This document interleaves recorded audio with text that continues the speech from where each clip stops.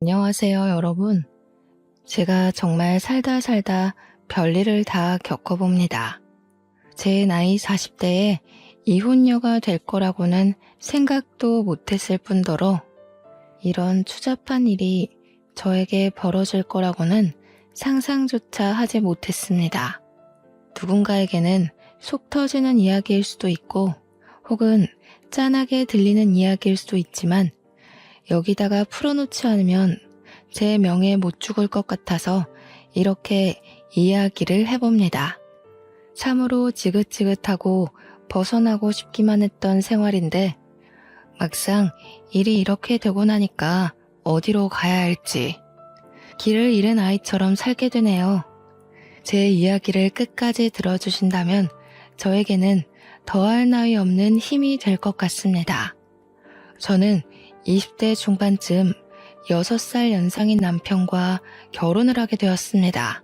저와 남편의 고향은 경북 상주였고 가부장적인 남편네 집에서 그러니까 시댁에서 어린 마음에 상처를 받으며 고생고생하며 신혼살림을 했습니다. 남편이 그때까지 제대로 된 직장이 없었기 때문에 곶감 농사를 하는 시댁에서 호되게 혼이 나면서 일을 도우며 살고 있었죠. 고생 끝에 낙이 온다고 줄줄이 낙방만 하던 취업이 드디어 성공을 하고 말았습니다. 저는 서울에 올라간다는 설렘보다 드디어 시댁에서 벗어날 수 있다는 마음에 하루하루 손을 꼽아 서울로 상경하는 날을 기다렸죠. 시모는 끝까지 서울에 가면 고생한다고 이 동네에서 먹고 살 일을 찾아야지 서울에 가느냐고 남편을 뜯어 말렸습니다.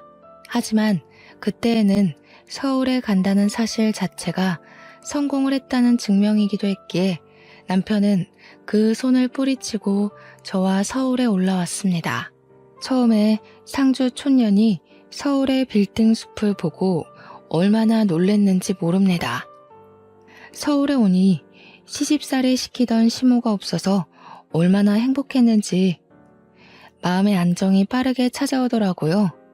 제가 또 하필이면 친정 부모 없이 자란 천의 고아였거든요. 제가 어릴 때 두 분 모두 돌아가신 걸로 알고 있습니다. 물론 정확한 사정은 모르지만 동네 사람들이 저를 품앗이하듯 키워주셨는데 모두들 저에게 부모님이 돌아가셨다고 말을 해주셨어요.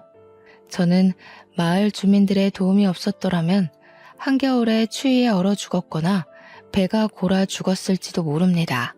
저는 어릴 때부터 마을에 온갖 자비를 하면서 밥을 얻어먹었고 학교를 다녔습니다.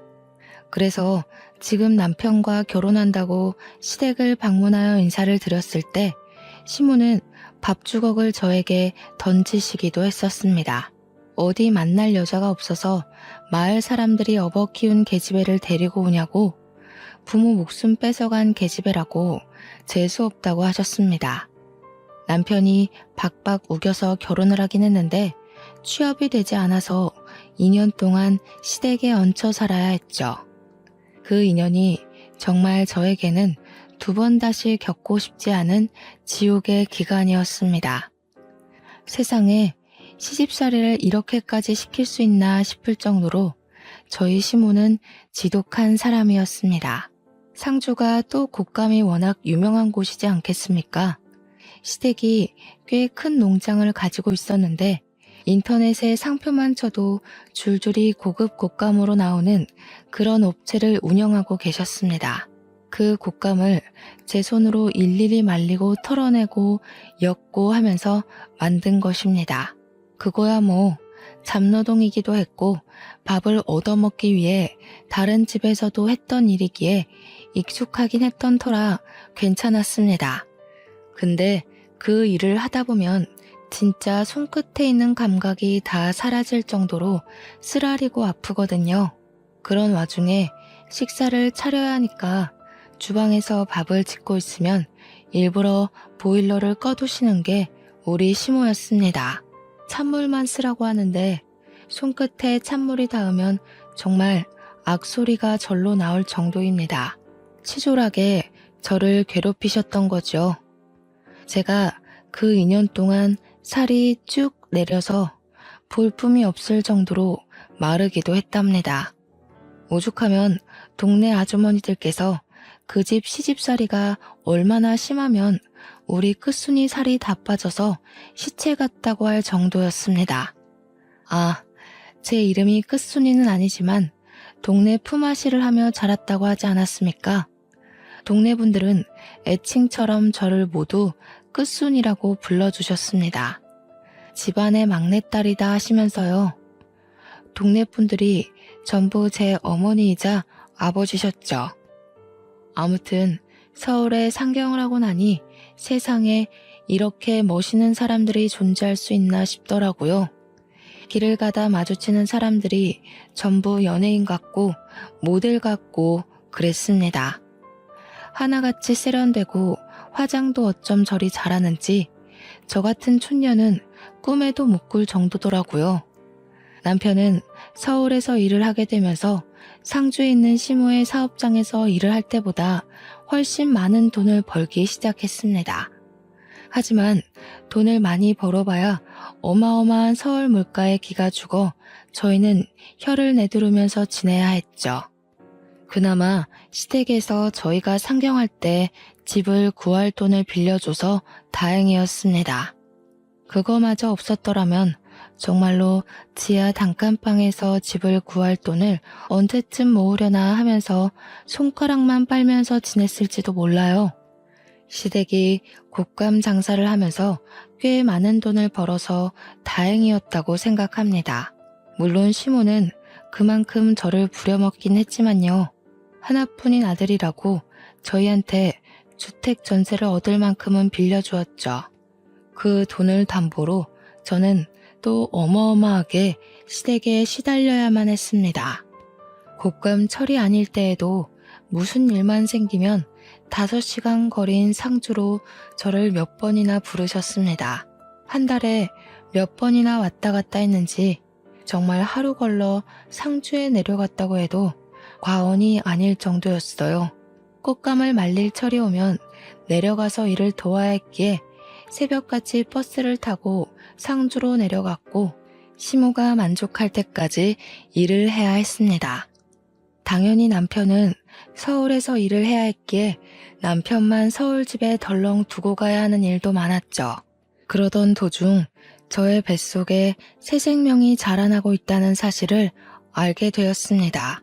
몸에 미열도 있고 속이 메스꺼리고 머리가 아파서 병원에 찾아갔더니 산부인과에 가보라고 하더군요.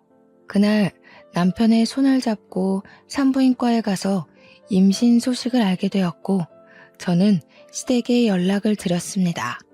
제가 임신을 했다고 하니 시모가 저에게 당장 상주로 내려오라고 말을 하셨고 저는 마음을 졸이며 상주에 남편과 내려갔습니다.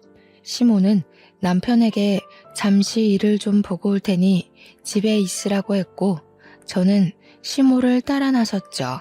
시모의 손에 이끌려 도착한 곳은 다름 아닌 점집이었습니다. 저는 왜 점집에 왔는지 이유를 몰라 시모를 쳐다봤습니다. 그러자 여기가 아주 용한 점집이라면서 군소리하지 말고 따라오라고 하시더군요. 점쟁이 앞에 저를 떡하니 앉히시더니 시모가 아들이요 딸이요 하고 묻는 게 아니겠습니까? 그러자 점쟁이가 인상을 팍 쓰면서 시모한테 당신 집에는 아들 기운이 없어? 라고 호통을 치시는 겁니다. 그 이야기를 듣자마자 시모가 갑자기 일어나라며 제 딸을 질질 끌고는 상주에 있는 작은 산부인과 앞으로 데리고 갔습니다. 병원에 가서 여기 애도 떼주지? 하는데 정말 제 온몸의 피가 차게 식는 듯 했어요. 아직 성별도 나오지 않은 작은 점 같은 아이를, 딸인지 아들인지 모를 아이를 어떻게 점쟁이 말만 듣고 그럴 수 있는지요. 시모가 병원 접수처에서 하는 이야기를 듣자마자 저는 놀래서 뛰어내려갔습니다. 시모가 뒤에서 거기 서라고 쫓아오는 소리가 들렸지만 섰다가는 큰일이 날 것 같았습니다. 신발이 한 짝 벗겨진 것도 모른 채로 내달려 공중전화 앞에 섰고 남편이 기다리고 있을 시모 집으로 전화를 걸었습니다. 남편이 받자마자 시모한테 이끌려 동네 산부인과에 갔는데 아들 아닌 것 같다는 점쟁이 말에 수술을 시키려 했다고 두서없이 말을 막 뱉었어요. 남편도 놀래서 제가 도망친 공중전화 앞으로 달려왔고 분노에 휩싸인 남편과 함께 시댁으로 돌아갔습니다. 시댁에 도착하니 시모가 마땅치 않은 얼굴로 저를 바라보며 혀를 끌끌 차고 있더라고요.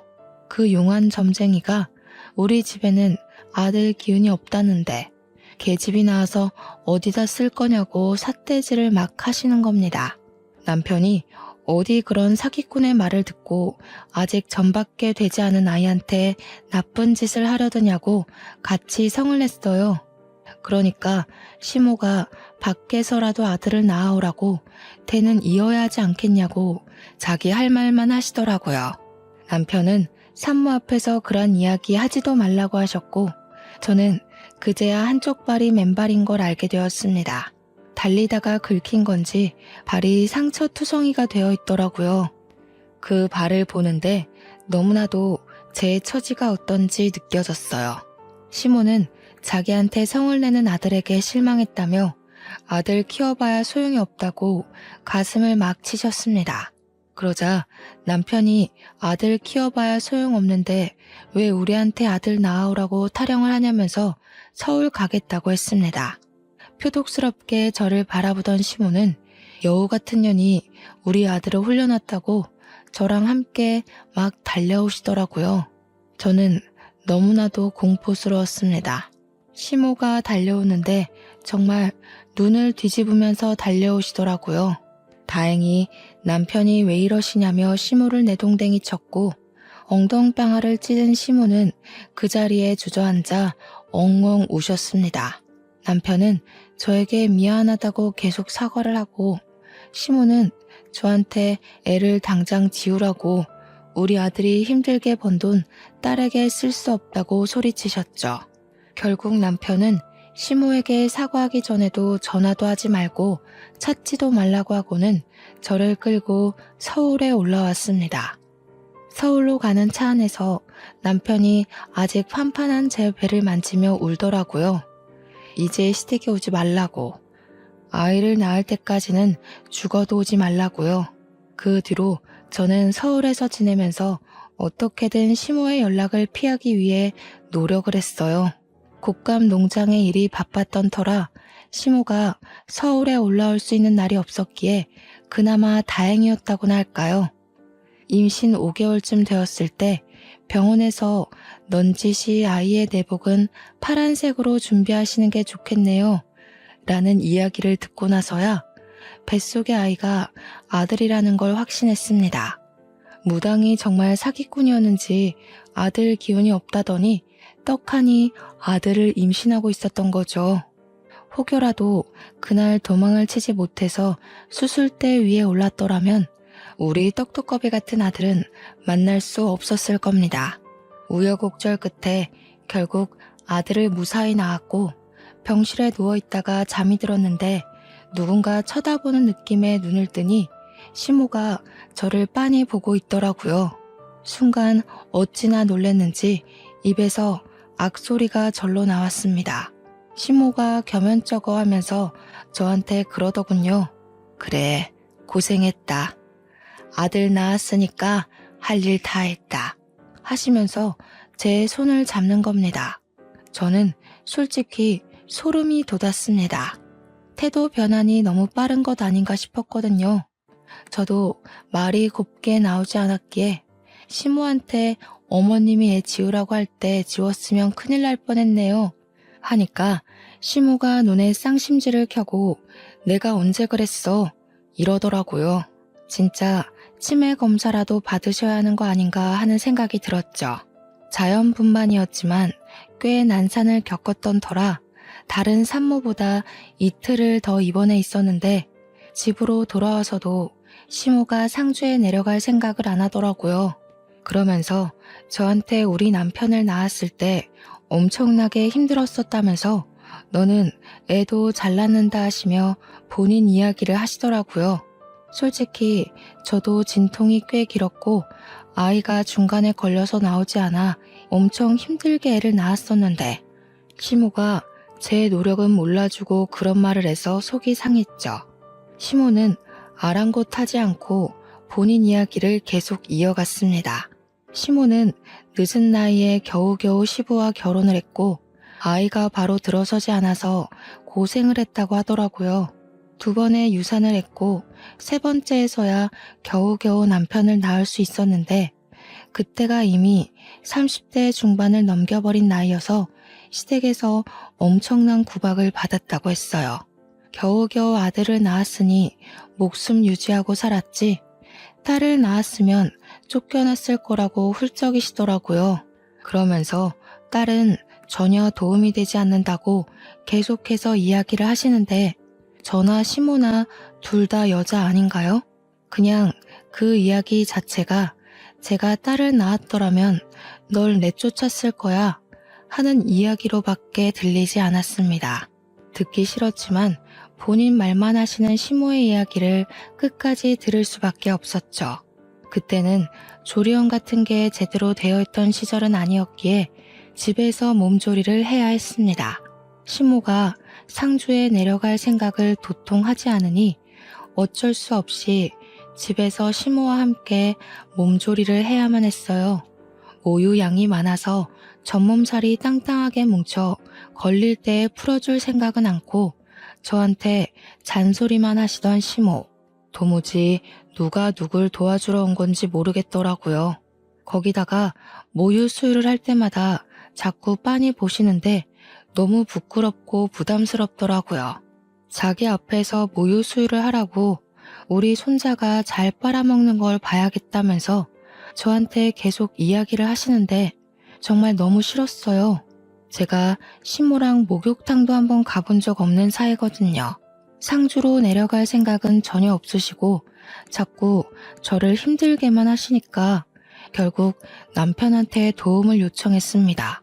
어머님이 너무 부담스럽게 하고 사사건건 집안일로 트집을 잡아서 도무지 몸조리를 할 수 없다고요. 그런데 남편이 저한테 그러더군요. 오죽 손자가 보고 싶으면 그런 눈치를 주는데도 여기 붙어 있겠냐고요. 제 편을 들어주겠다던 남편은 아들을 낳자마자 손바닥 뒤집듯이 태세를 바꾸더군요.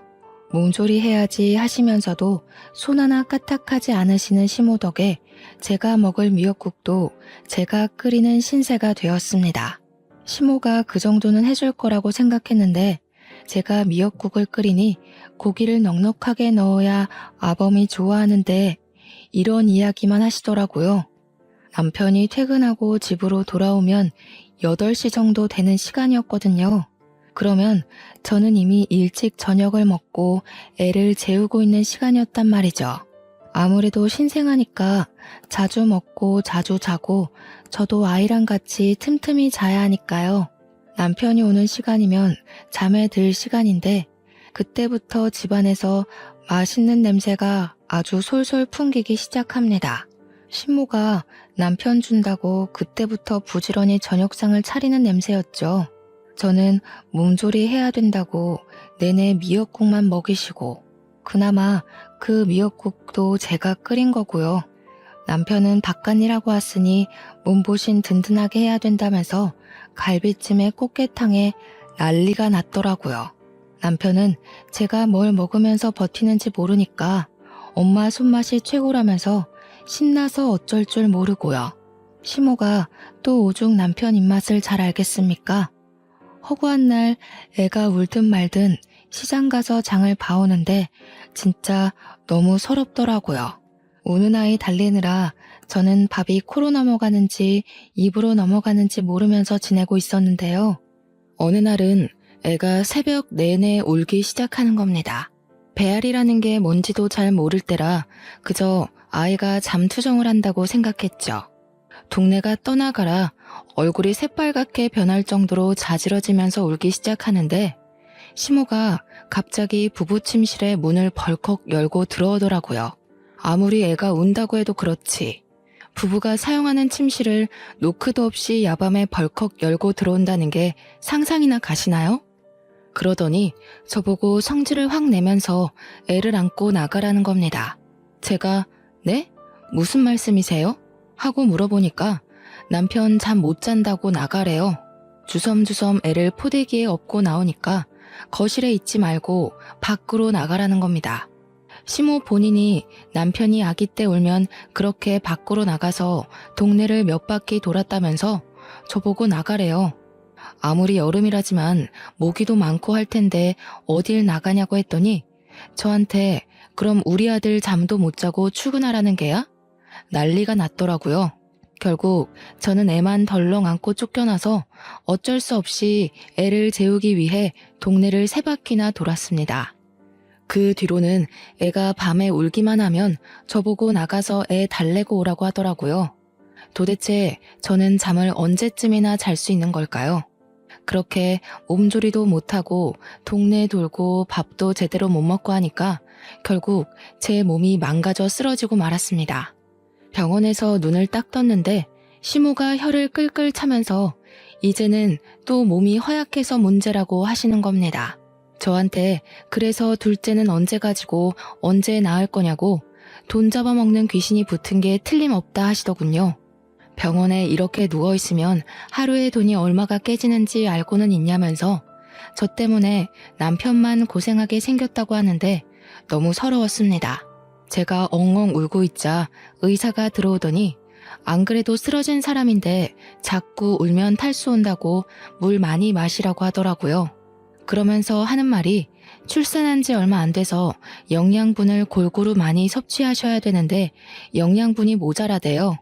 현대사회에 영양실조로 쓰러져서 실려오는 사람이 몇 없다고 잠도 못 자고 지금 몸이 말이 아닌 상태라고 하더라고요. 그러면서 멀찍이 있는 제 남편한테 육아도 도와주시고 몸조리도 도와주셔야죠 하더라고요.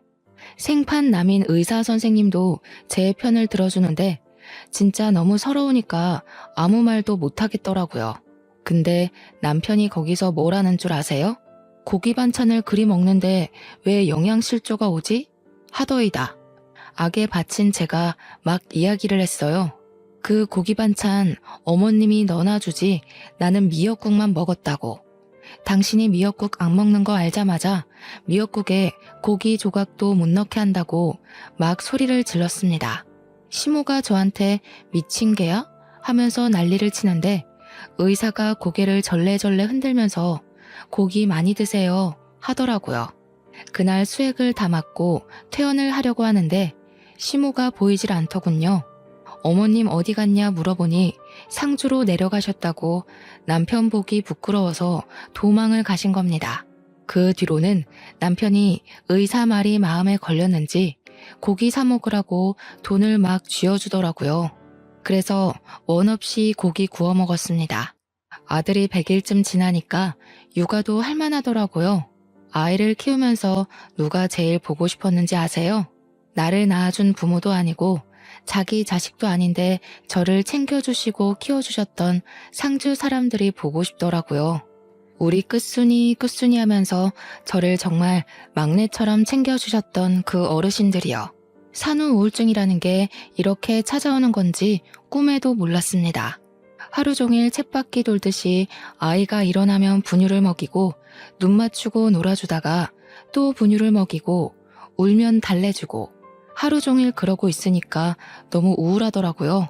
남편은 바빠서 주말에도 출근하기 일쑤였고 바깥 바람을 제대로 쐬지 못하니 너무 답답했어요. 남편이 돈을 많이 벌어다 주면 뭐합니까? 돈을 쓸 시간이 없는데. 그렇게 아이가 태어난 지 5개월이 지났을 무렵 시댁에서 어김없이 저를 찾는 전화가 걸려왔습니다. 겸사겸사 애도 보고 싶고 제가 할 일이 있으니까 상주에 애 데리고 내려오라고 하시더군요. 꽃감 시기가 다가온 것이었습니다. 남편 보고 같이 가주면 안 되냐고 물었더니 일이 바빠서 도무지 같이 갈 시간이 나지 않는다고 혼자 갔다 오라고 하더군요. 저만 홀로 갓난아이를 업고 짐을 싸서 5시간을 버스를 타고 내려갔습니다. 상주에 도착을 하고 나니 시모가 바로 애부터 빼앗아 들고는 저에게 일을 하라고 하더군요. 시모는 손자를 보느라 정신이 나간 사람처럼 굴었고 저는 하루 종일 쪼그려 앉아서 일을 해야 했습니다. 그러다가 아이가 배고플 시간이 되어 분유를 주러 갔는데 시모가 곶감의 속을 숟가락으로 살살 긁어서 아이에게 먹이고 있는 게 아니겠습니까? 이도 없는 아이한테 아직 이유식도 시작하지 않은 아이에게 곶감을 주다니 이게 무슨 짓인가 싶었어요. 제가 너무 놀라서 어머님 하고 소리를 지르자 시모가 무슨 유난을 그리 떠냐고 오히려 저한테 뭐라고 하더라고요. 속만 살살 긁어서 준 거라고 하더라고요. 제가 이유식 시작도 안 한 아이한테 무슨 일이 생길 줄 알고 그걸 주시냐고 했죠. 그러니까 시모한테 그게 무슨 말버릇이냐고 트집을 잡더니 우리 남편도 어릴 때 다 곶감 먹고 컸다고 성을 내시더라고요. 애 보는 거에 참견할 시간 있으면 곶감 하나 더 엮고 오라고요. 평소에 조용한 시모의 집에서 아기 울음소리가 들리니 상주 사람들이 끝순이가 동네에 왔나 보다 싶어서 시모 집으로 찾아왔어요. 아이가 누굴 닮았나 궁금하기도 했다며 하나같이 저한테 우리 끝순이 고생했다고 토닥여 주시더라고요. 저를 보고 싶어서 오셨다더니 용돈도 한아름 준비해서 오시는 거예요. 아이를 낳았을 때 고생했을 텐데 이제야 용돈도 준다면서요. 우리 시모한테도 못 받아본 돈이라 너무 소중해서 감사하다 인사드리고 가슴팍에 넣어놨는데 시모가 그 돈 내놓으라 하더라고요. 제가 받은 건데요. 하니 우리 손주 낳아서 받은 돈 아니냐고 말도 안 되는 소리를 하면서 그 돈 내놓으래요. 우리 시모 진짜 부자거든요. 시부 돌아가시고 모든 사업장 시모가 받아둔 터라 진짜 알짜배기 부자란 말이에요. 이 곶감 농장 나중에 다 손자 거 될 거라면서 그러니 손자한테 들어오는 돈은 자기가 챙기는 게 맞는다며 돈 내놓으라고 하는데 말이 되나요? 결국에는 제가 돈 가지고 있으면 땀만 먹고 도망갈까봐 내놓으라는 것이었습니다.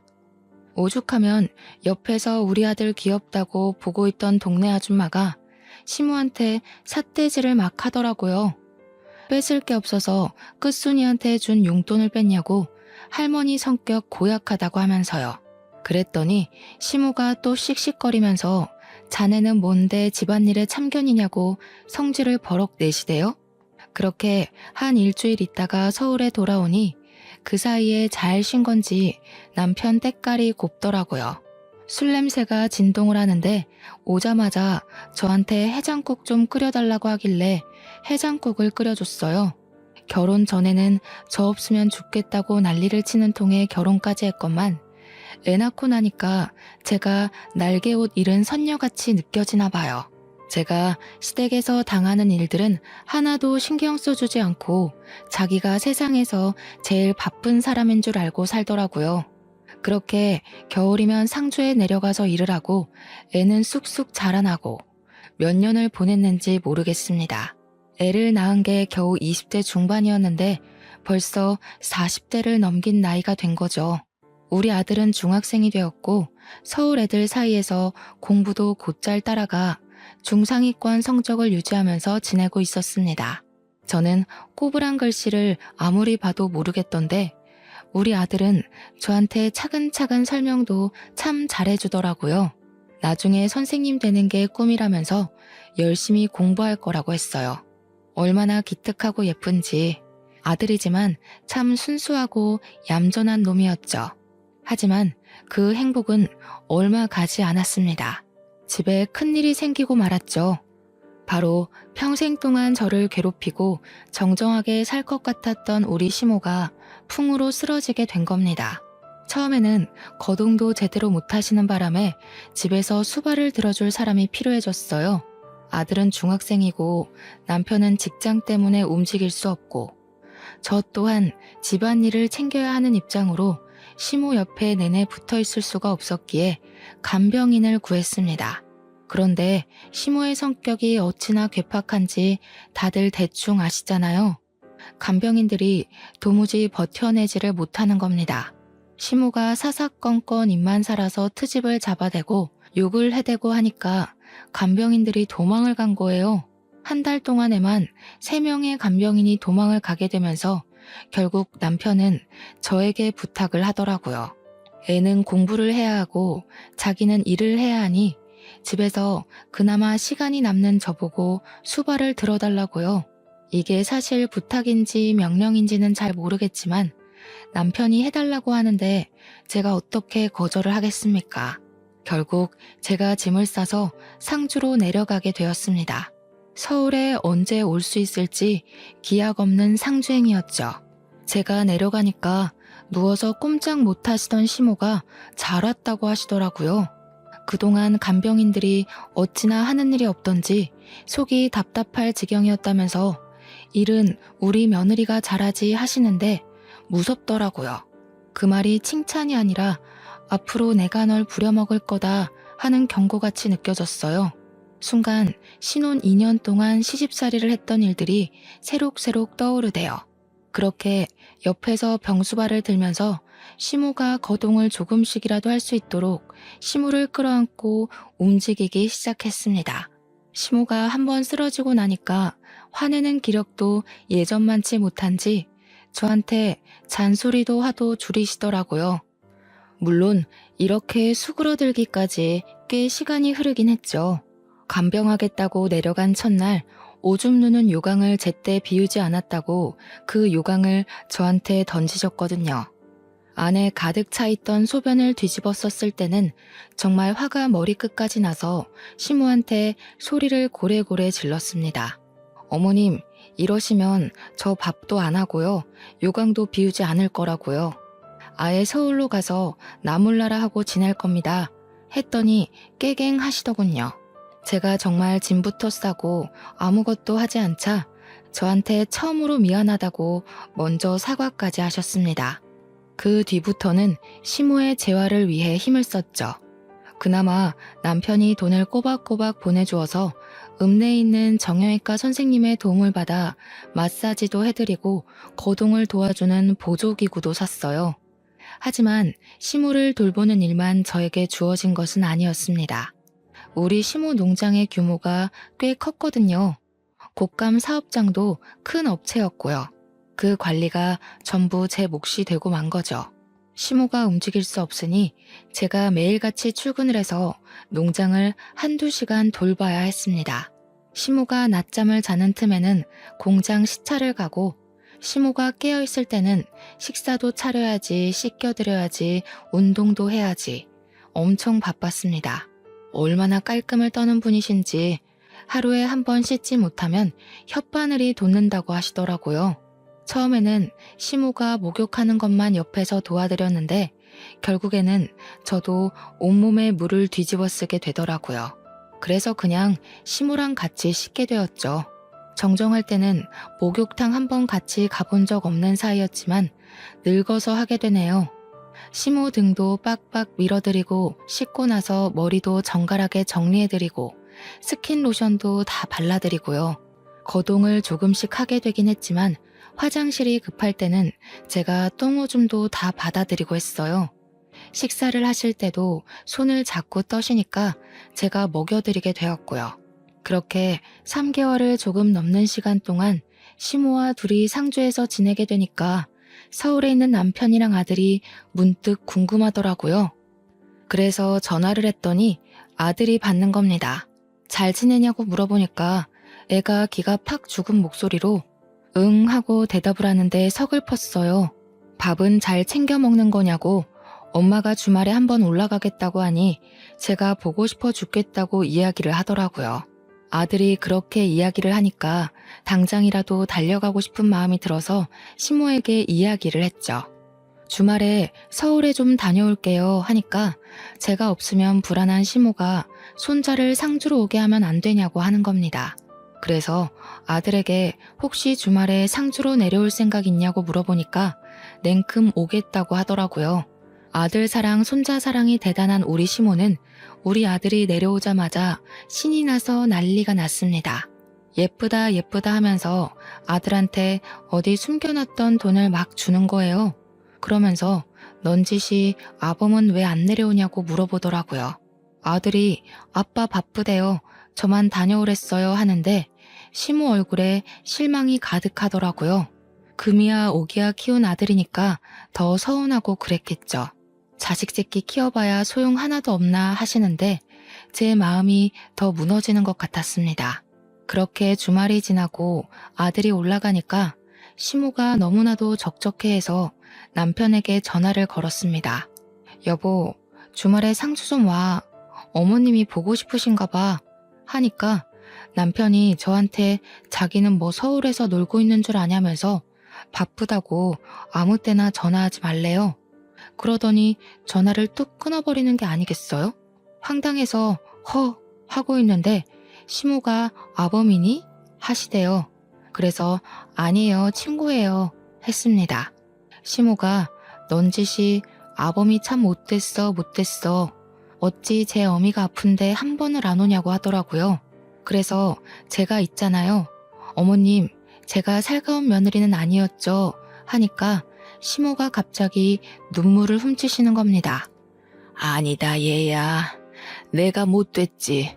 허구한 날 찬물에 설거지 시키고 시집살이 시키고 그때는 우리 아들이 뭐가 모자라서 너랑 결혼하나 했다.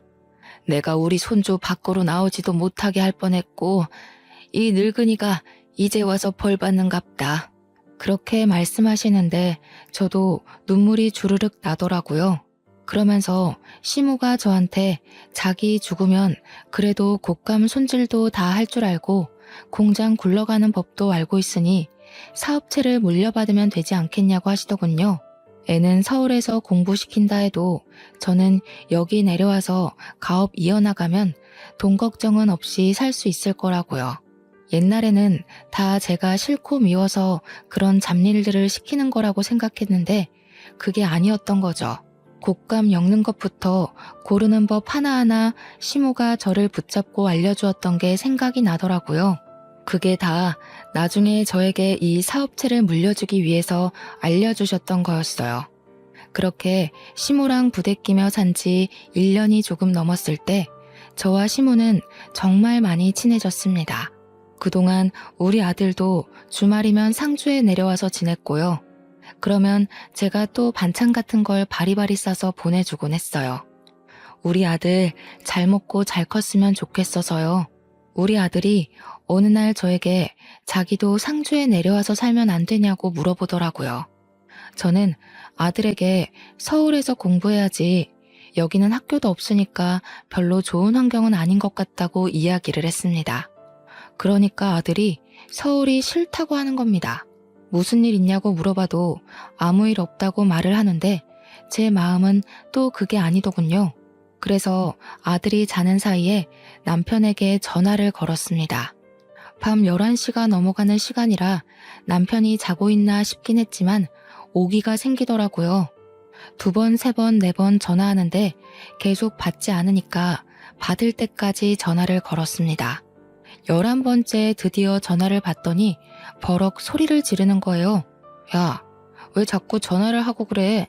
그렇게요. 저는 왜 전화를 안 받냐고, 뭐 하고 있었냐고, 우리 아들한테 무슨 일이 있길래 자꾸 상주에서 살고 싶다고 이야기하는 거냐고 물어봤죠. 그랬더니 저한테 그놈이 상주에 있는데 왜 자기한테 물어보냐고, 서울이 싫은가 보지, 상주에서 살라고 해, 하는 겁니다.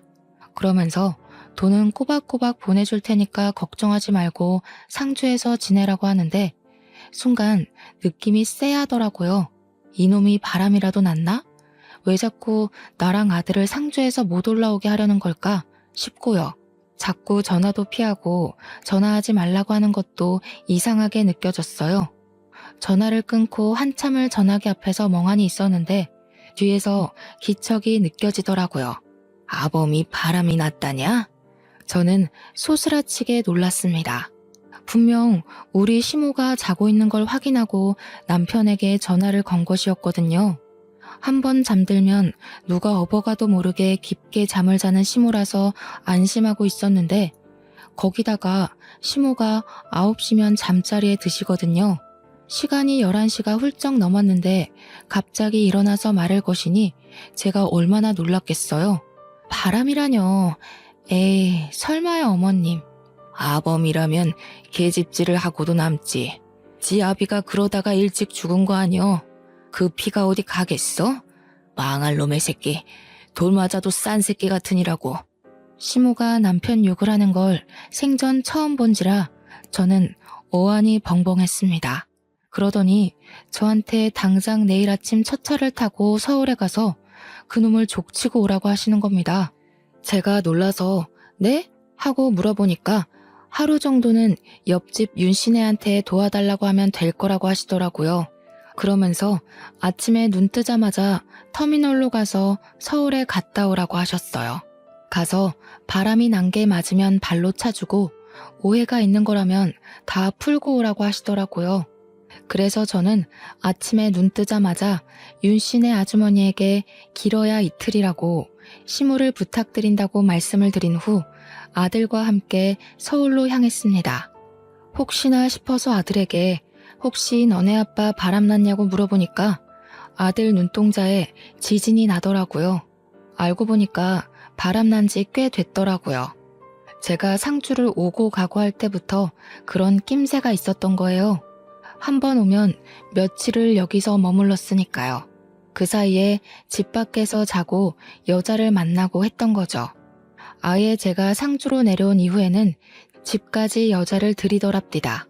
아들이 미쳤냐고 하니까 아들한테 너만 입 다물고 있으면 된다고 했대요. 저희가 올라간 날이 토요일이었는데 일요일까지 있을 거라고 남편은 알고 있을 테니까 분명히 집을 차지하고 있을 거란 생각이 들었습니다. 그래서 서울에 도착하자마자 집으로 달려가서 문을 벌컥 열었어요. 현관에 난생 처음 보는 하일이 있더라고요. 냅다 안방 문을 열었습니다. 해가 중천에 떠 있는데도 안방 침대에서 둘이 누워 자고 있더라고요. 방 안 가득 술 냄새가 진동하고요. 온몸이 부들부들 떨리는데 이대로 두고 볼 수 없으니까 화장실에 가서 시리게 찬물을 바가지에 담아 자고 있는 그 두 년놈들을 향해 뿌렸습니다. 둘 다 혼비백산에서 일어나는데 제가 떡하니 버티고 있으니 저승사자 본 사람처럼 놀라더군요. 이 미친 것들이 당당하게 바람을 우리 집 안방에서 피네? 아들, 증거 남겨. 제 말에 아들이 휴대폰을 들고 사진을 막 찍더라고요. 남편이 이게 무슨 짓이야? 하면서 저한테 당장 나가라고 소리를 치는 게 아니겠어요? 도대체 제가 왜 나가야 하는 건지, 불륜을 저지르고도 저리 뻔뻔할 수가 있나요? 차라리 잘 됐네. 이참에 이혼하자. 안 그래도 어떻게 말을 해야 할지 고민했는데 내 새 여자가 임신을 했거든. 그러니까 우리 깔끔하게 갈라서 자고. 알겠어? 네가 낳은 아들은 내가 포기해 줄 테니까 둘이 잘 먹고 잘 살면 되겠어. 저한테 너네 둘이서 잘 살아봤자 얼마나 잘 살겠냐마는 이러면서 나가라는데 진짜 바보같이 눈물이 나더라고요. 그 길로 아들과 저는 짐을 싸서 상주로 내려왔습니다. 시모를 보자마자 무슨 정신인지 엉엉 눈물이 나더라고요. 상간녀가 있더라. 그 여자가 임신을 했더라. 나한테 이혼하자더라 했어요. 시모가 한숨을 푹 쉬더니 저한테 이혼해라 하시더라고요. 돈은 넉넉하게 줄 테니까 뒤도 돌아보지 말고 서울 가서 살아 하시는데 제가 가면 시모는 누가 돌보냐고 그 여자가 와서 수발될 것 같냐고 했죠. 그러더니 시모가 남편에게 전화를 걸어서 그 다음 주에 그 여자 데리고 한번 와봐라 하시는 겁니다. 저는 이게 무슨 상황인가 싶어서 눈만 동그랗게 뜨고 있는데 시모가 또 어딘가에 전화를 하더니 지금 당장 와주소 하시더라고요. 무슨 일인지 몰라서 멍하니 서 있는데 1시간쯤 지나니까 시내에서 변호사 사무실을 운영하는 변호사님이 찾아오셨어요. 시모가 유언장을 좀 쓰고 싶은데 증여도 가능하죠? 하시는데 저랑 아들은 무슨 상황인지 몰라 가만히 있었죠. 내가 이 집이랑 곶감 농장을 전부 우리 며느리한테 주고 싶은데 며느리한테 줬다간 아들한테 뺏길 수도 있소? 그러니 변호사님이 제가 먼저 사망을 하게 되거나 소송을 걸게 되면 그럴 수 있다고 하시면서 손자에게 증여를 하면 괜찮다고 하더라고요.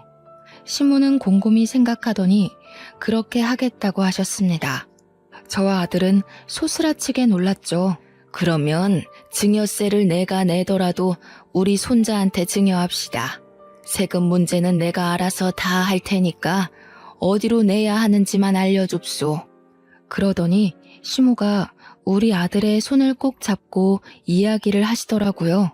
아가, 이거 니 다 주마. 절대로 너희 아비한테 뺏기지 말고 단단히 들고 있어. 그렇게 일주일 동안 어머님은 바쁘게 변호사님과 상의를 해서 모든 명의를 아들의 명의로 돌려주셨습니다. 그리고 약속했던 날짜에 남편과 상간녀가 상주로 찾아왔습니다. 저와 아들을 보더니 여기서 기생하고 있었냐고 하더라고요. 우리 시모가 힘이 잘 들어가지도 않는 손으로 요강을 번쩍 들더니 소변이 가득 차 있는 요강을 남편과 상간녀에게 던졌습니다. 오줌을 뒤집어 쓴 둘은 이게 뭐야 하면서 난리법석을 떨었죠. 이 버러지 같은 것들아. 아범 너는 말이야. 네 아비가 오입질을 하다 죽었는데도 바람을 피워? 내 재산 네 한 푼도 안 준다. 내가 우리 손주한테 다 증여했으니까 두 번 다신 상주 땅에 발도 들이밀지 말어. 제 뱃속에도 어머님 손주가 있는데요. 저 자식이 내 자식이 아닌데 그게 어찌 내 손주가 될 수 있소.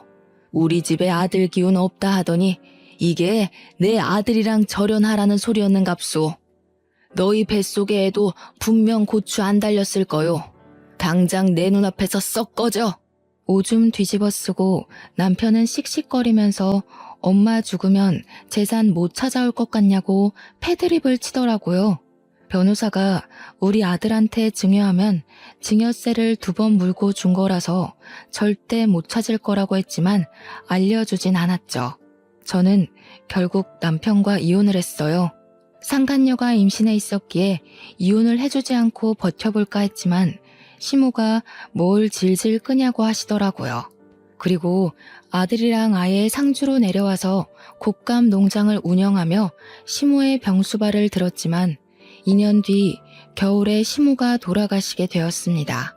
시모가 그렇게 가시고 아들이랑 저랑 장례 준비까지 다 끝냈는데 남편이 상주에 오더니 재산 정리를 하자고 하더군요. 너 줄 재산 없다고 변호사님이랑 이야기하라고 했어요. 남편은 변호사가 준비한 서류를 죄다 훑더니 정말 시모 명의로 된 재산이 하나도 없는 걸 보고는 부들부들 떨더라고요. 근데 더 웃긴 건 상간녀가 애를 안고 쫓아 내려왔는데 그 애가 딸이더군요. 콩고물 하나 못 얻어간 전 남편이 어떻게 살고 있는지는 그 뒤로 소식을 전해 듣지 못해 모르겠습니다. 저는 시모가 물려준 농장을 잘 운영해가며 아들과 함께 행복하게 살고 있습니다. 동네 사람들도 끝순이 돌아온 걸 축하한다고 저를 두 팔 걷고 도와주신 덕분이죠. 우리 시모 하늘에서 다시 만나는 그날까지 저를 응원해 주실 거라 믿고 오늘의 사연은 여기까지 올려보도록 하겠습니다. 감사합니다.